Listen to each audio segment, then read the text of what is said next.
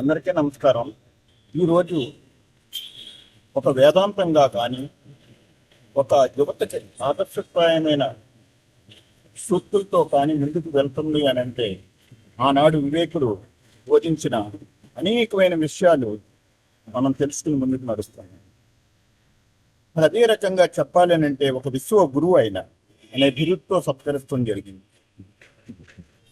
మరి అనేకమైన విశ్వ మతం సంబంధించి మరి ఆనాడు చికాగో నగరంలో ఏర్పాటు చేసిన ఆ మహాసభలో కేవలం ఒక్క 2 నిమిషాలు టైం ఇస్తే మరి ఆయన యొక్క ప్రసంగంతో ఉర్రూతలూగించి ఒక చైతన్యం తీసుకొచ్చి ఆనాడు శాశ్వతంగా ఈ భారతదేశానికి ఒక గొప్ప పేరుని తీసుకొచ్చిన వాడు మన వివేకుడు.